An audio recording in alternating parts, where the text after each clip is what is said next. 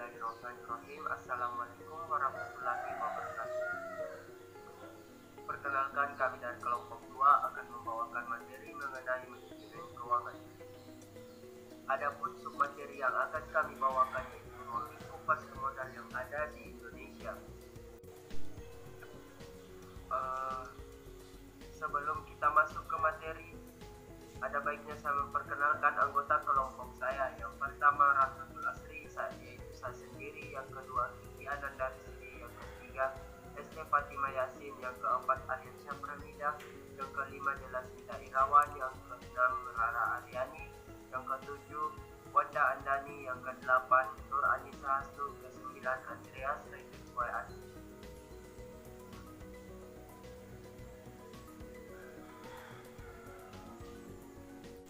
Oke, kita masuk ke materi pertama, yaitu pengertian pasar modal.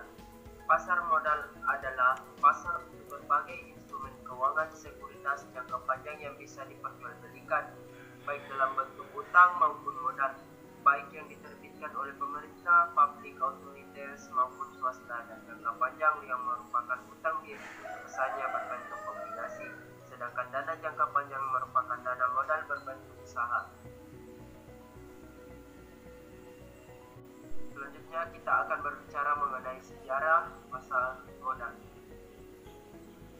Dimulai ketika kegiatan jual beli saham dan obligasi pada abad ke-19 pada tanggal 14 Desember 1992, Amsterdam Effectenbeurs mendirikan cabang bursa di Batavia. Selanjutnya, minat masyarakat terhadap pasar modal mendorong didirikannya bursa di kota Surabaya 11 Juni 1902. Di masa kemerdekaan pada tahun 1950, pemerintah mengeluarkan obligasi Republik Indonesia yang menandakan mulai aktifnya pasar modal Indonesia. Pada tanggal 31 Juni 1952, bursa efek di Jakarta dibuka kembali. Pada tahun 1976, pemerintah membentuk BAPEPAN, Badan Pembina Pasar Modal, dan PT Dana Reksa. Hal itu menunjukkan keseriusan pemerintah untuk membentuk pasar uang dan pasar modal. Selanjutnya, pada tanggal 10 Agustus 1977, berdasarkan Kapres RI nomor 52 1977, berdasarkan Kapres RI nomor 52 1976, pasar modal diaktifkan kembali, dan pada tahun 1987 sampai 1988 pemerintah menerbitkan paket-paket jaringan. Mungkin itu materi dari saya berikan kesempatan kepada pemateri selanjutnya. Waktu dan tempat dipersilakan. Perkenalkan, nama saya Rara Aryani. Di sini saya akan memaparkan mengenai lembaga penunjang pasar modal. Yang pertama itu ada bursa efek, yaitu pasar di mana terjadi jual beli efek dari suatu perusahaan. Yang kedua ada Biro Administrasi Efek, yaitu badan hukum Indonesia yang berbentuk PT yang melakukan usaha dalam bidang pengelolaan administrasi efek. Yang ketiga ada kustodian, pihak yang memberikan jasa penitipan efek dan harta lain yang berkaitan dengan efek serta jasa lainnya. Keempat itu ada wali amanat, yaitu pihak yang mewakili kepentingan pemegang efek yang bersifat utang, biasanya itu berbentuk obligasi. Yang kelima ada pemeringkat efek, yaitu lembaga yang bertujuan untuk menyediakan peringkat efek atas risiko yang objektif, independen, dan dapat dipertanggungjawabkan. Yang keenam ada lembaga penyimpan dan penyelesaian, yaitu pihak yang menyelenggarakan kegiatan kustodian sentral bagi bank kustodian, perusahaan efek, dan pihak lainnya. Ketujuh ada bank kustodian, yaitu pihak yang memberikan jasa penitipan kolektif dan harta lainnya yang berkaitan dengan efek. Dan yang terakhir kedelapan yaitu lembaga clearing dan penjamin, yaitu pihak yang menyelenggarakan jasa clearing dan penjamin penyelesaian transaksi bursa. Profesi penunjang pasar modal yang pertama itu ada akuntan publik, yaitu pihak yang memberikan pendapat atas kewajaran atas laporan keuangan perusahaan yang dibuat manajemen perusahaan yang bersangkutan.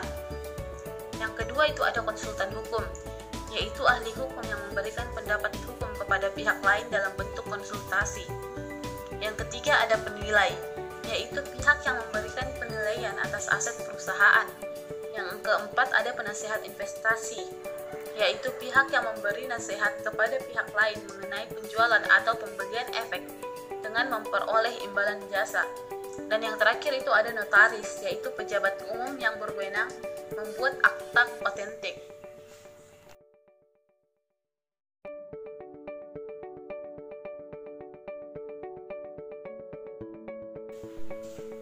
Perkenalkan, nama saya Rensha Pramida. Di sini saya akan memaparkan tentang pelaku pasar modal.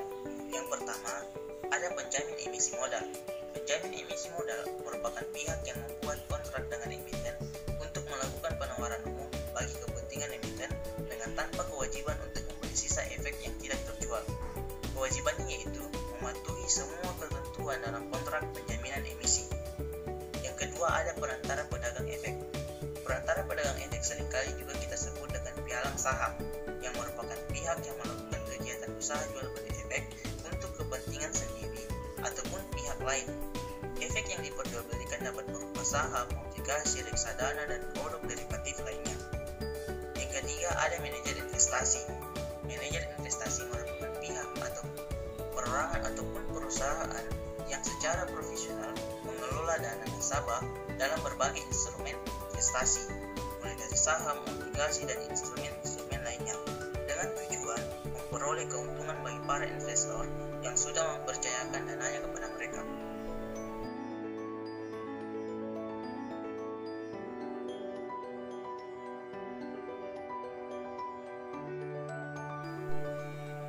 Pasar modal. Pasar modal terbagi menjadi tiga. Yang pertama, emiten. Emiten adalah pihak yang melakukan penawaran umum, dan penawaran umum adalah untuk kegiatan penawaran efek yang dilakukan oleh emiten untuk menjual efek kepada masyarakat. Yang kedua, ada perusahaan publik, yang contohnya seperti perseroan, yang sahamnya telah dimiliki sekurang-kurangnya oleh 300 pemegang saham dan memiliki modal disetor sekurang-kurangnya yaitu 3 miliar. Dan yang ketiga, ada investor ataupun pemodal.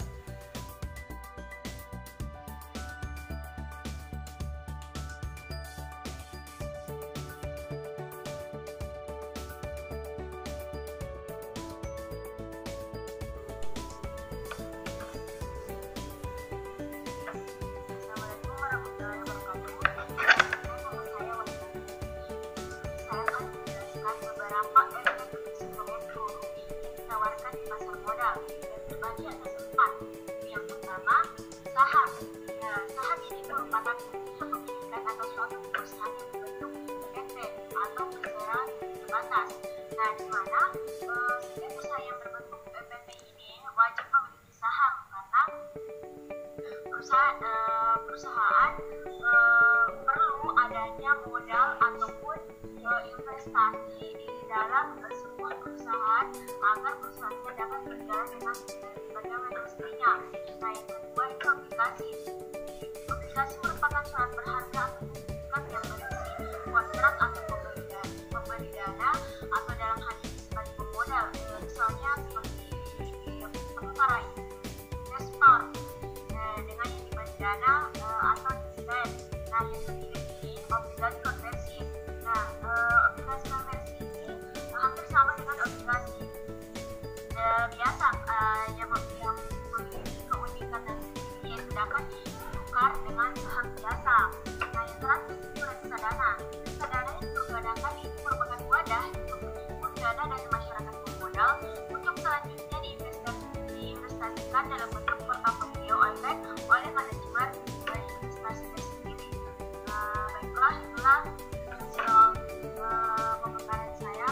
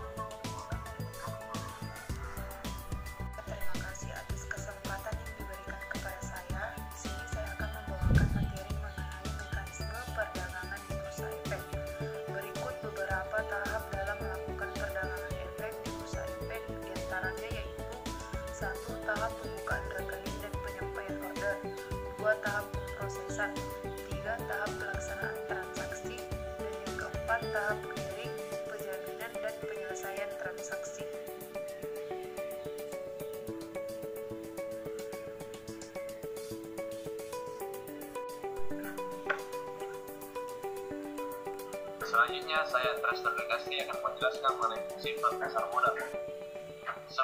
Fungsi pasar modal adalah sebagai sarana penambah modal bagi usaha. Perusahaan dapat memperoleh dana dengan cara menjual saham ke pasar modal. Saham-saham ini akan dibeli oleh masyarakat umum, perusahaan-perusahaan lain, lembaga, atau oleh pemerintah. Sebagai sarana pemerataan pendapatan setelah jangka waktu tertentu, saham-saham yang telah dibeli akan memberikan dividen atau bagian dari keuntungan perusahaan kepada para pembelinya atau pemiliknya. Oleh karena itu, penjualan saham melalui pasar modal dapat dianggap sebagai sarana pemerataan pendapatan, sebagai sarana peningkatan kapasitas produksi. Dengan adanya tambahan modal yang diperoleh dari pasar modal, maka produktivitas perusahaan akan meningkat. Sebagai sarana penciptaan tenaga kerja, keberadaan pasar modal dapat mendorong muncul dan berkembangnya industri lain yang berdampak pada terciptanya lapangan kerja baru. Sebagai indikator perekonomian negara, aktivitas dan volume penjualan atau pembelian di pasar modal yang semakin meningkat atau padat memberi indikasi bahwa aktivitas bisnis berbagai perusahaan berjalan dengan baik. Kesimpulan sebaliknya. Sekian dan terima kasih. Dalam menjalankan fungsinya, pasar modal dibagi menjadi 3. Yang pertama, pasar perdana. Pasar perdana adalah jenis pasar modal yang melakukan penjualan efek atau penjualan efek oleh perusahaan yang menerbitkan efek sebelum efek tersebut dijual melalui bursa efek. Yang kedua, pasar sekunder. Pasar sekunder adalah jenis pasar modal yang melakukan penjualan efek setelah penjualan pada pasar perdana terakhir. Pada pasar sekunder ini, harga ditentukan berdasarkan kurs efek tersebut. Naik turunnya kurs efek ditentukan oleh daya tarik menarik antara permintaan dan penawaran efek tersebut. Yang ketiga, bursa paralel. Bursa paralel adalah jenis pasar modal sebagai pelengkap bursa efek yang ada. Bagi perusahaan yang menerbitkan efek akan menjual efeknya melalui bursa. Dapat dilakukan melalui bursa paralel. Bursa paralel diselenggarakan oleh perdagangan uang dan efek-efek. Yang pertama, pasar sekunder adalah penjualan efek setelah penjualan pada pasar perdana berakhir. Pada pasar sekunder ini, harga efek ditentukan berdasarkan kurs efek tersebut. Yang kedua, pasar sekunder yaitu penjualan efek setelah pada pasar perdana berakhir. Pada pasar sekunder ini, harga efek ditentukan berdasarkan kurs efek tersebut. Yang ketiga, bursa paralel merupakan bursa efek yang ada. Bursa paralel merupakan alternatif bagi perusahaan ke publik memperjualbelikan efeknya jika dapat memenuhi syarat yang ditentukan pada bursa efek.